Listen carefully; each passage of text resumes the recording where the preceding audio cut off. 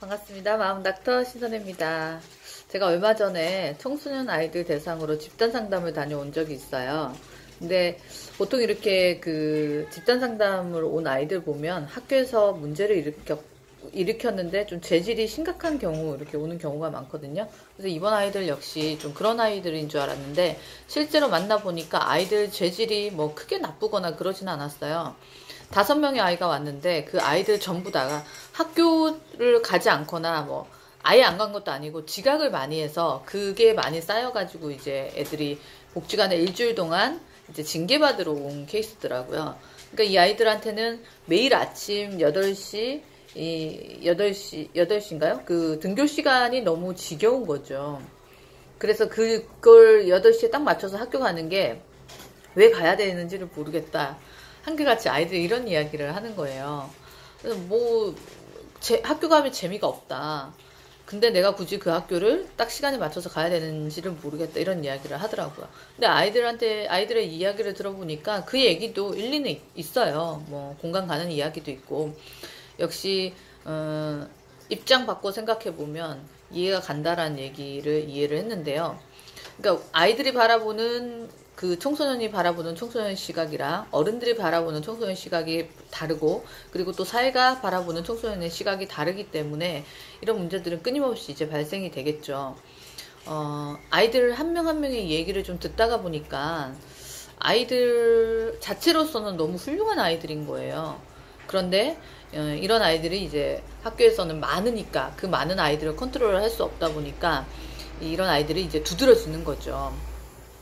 두드러지다 보니까 문제가 되다 보니까 학교에서는 이제 문제아라는 꼬리표를 붙이게 되고, 이 꼬리표를 붙여진 아이들은 거기에 또 매몰되어 가지고 계속 그런 문제들을 일으키게 되고, 이게 이제 연속선상으로 꼬리를 무는 것 같아요.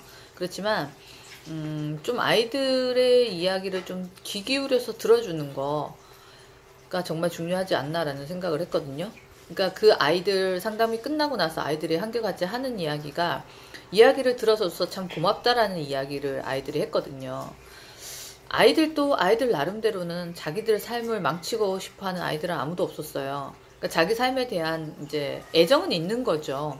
그 아이들이라고 자기 삶을 함부로 그렇게 망가뜨리고 싶어 하지는 않는다라는 거죠. 근데 이제 그런 이야기를 좀 마음 터놓고 아이의 입장에서 공감해주고 들어주는 게 그 시스템이 안 돼 있다 보니까 아이들 자체가 뭐 항상 지각을 했으면 자기는 문제하고 또 문제아가 되다 보니까 별로 이제 뭐 어차피 나는 문제 안 돼 뭐 학교 뭐 안 가면 어때 이런 식으로 이제 되는 것 같아요. 그래서 일본 속담에는 튀어나온 못이 점을 만든다라는 이야기가 있대요. 근데 우리나라에서 이게 참 힘들죠. 집단 생활을 했을 때 우리나라에서는 누구 하나가 튀게 되면 특히 학교에서 선생님한테 질문하고 이런 거 우리나라에서는 좀 쉽게 허용되지 않죠. 그러니까 너무 질문을 많이 하는 아이는 오히려 엄마가 학교에 불려가서 아이가 너무 산만한 것 같아요. 아이가 적응을 잘 못하는 것 같아요. 질문이 너무 많아요. 좀 야단 맞는 케이스로 이제 넘어가는 경우가 많은데 서양에서는 오히려 학교 가면 모르면 선생님한테 질문해 이렇게 시스템이 완전 우리랑 다른 거죠. 그래서 일본 속담처럼 서양에서는 이런 에너지를 가진 아이들을 서로 존중해주고 히어로로 인정을 해주는데 우리나라에서는 반대로 이런 아이들이 왕따를 당하는 경우가 있는 거죠. 그래서 좀 이런 아이들도 우리가 좀 존중해주고 수용해줘야 될 필요가 있고, 아이들이 다 똑같지는 않잖아요. 물론 이제 규율이라는 게 있기 때문에 그 안에 틀 안에 있는 아이들은 안전성이 보장이 되지만 그 밖으로 그 안에 있지 않고 이제 제도 밖으로 나오게 되니까 아이들을 굉장히 우리가 다 색다른 시선으로 바라보게 되고, 어른들이 봤을 때 이 아이들의 시선이 이 아이들이 이 틀을 벗어나게 되면 이 아이는 문제아이야 이렇게 딱 규정을 짓는데요. 실제로 제가 만나본 아이들에게 물어봤더니 이 아이들이 아르바이트를 하는 아이들이 또 있더라고요. 근데 이런 아이들이 그럼 아르바이트는 어떻게 하냐, 아르바이트는 지각하지 않냐라고 물어봤을 때 아르바이트는 지각하지 않는데요. 그러니까 학교는 재미가 없어서 지각을 하는 거고 아르바이트는 자기가 생존이 걸린 거죠. 물론 부모님께 용돈을 받기는 하지만 그 용돈으로 충족되지 않으니까 아이들이 이제 따로 이제 벌이를 하는 거죠. 그렇게 해서 용돈을 채우기 위해서 아르바이트를 한다는 얘기를 하는데, 그거 봐요. 아이들을 온전히 하나의 인격체로 인정을 해주게 되면 아이들도 자기 삶에 대한 생각을 하는 거죠. 그래서 제가 이제 상담을 하면서 아이들의 이야기를 좀 들으면서 참 많이 고민됐던 것은 뭐냐면, 이 시대 아이들도 자기의 삶에 대한 집착, 애정은 다 가지고 있다라는 거죠. 근데 이제 사춘기가 오게 되면 이제 호르몬 밸런스가 안 맞다 보니까 이제 충동성, 공격성 이런 게 높아지기 때문에 아이들이 자꾸 뭔가 하고 싶어 하고, 어른들은 제재를 하고, 근데 여기서 이제 좀 밸런스를 조절을 할 수 있는 아이들은 학교 안에 있게 되는데, 그렇지 않은 아이들이 학교 밖으로 나오는 것 같아요. 그래서 우리가 이런 아이들을 좀 이렇게 색다른, 다른, 이 아이들은 좀 다르다라는 다른 시선으로 바라볼 게 아니라, 이 아이들 이야기에 좀 귀를 기울여주고 들어주는 그 들을 귀가 좀 준비가 되어 있지 않아야 되나라는 생각을 하고요. 만약에 내 아이가 그렇다고 하면 이건 분명 부모님하고 관계가 그들만으로 문제로는 회복이 되지 않는 것 같아요. 그럴 때는 상담소나 아니면 정신과 병동을 좀 찾아서 그 의뢰를 해서 하는 게 훨씬 더 현명하게 그 관계 유지를 할 수 있는 지름길이라고 생각을 합니다.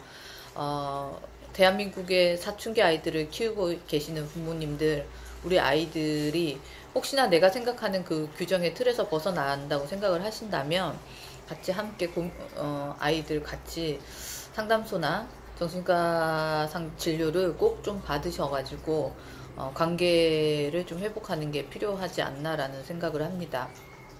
이게 관계가 오래되면요, 그 둘만으로서는 절대 해결이 되지 않아요. 그래서 제3자의 누군가는 개입이 필요하거든요.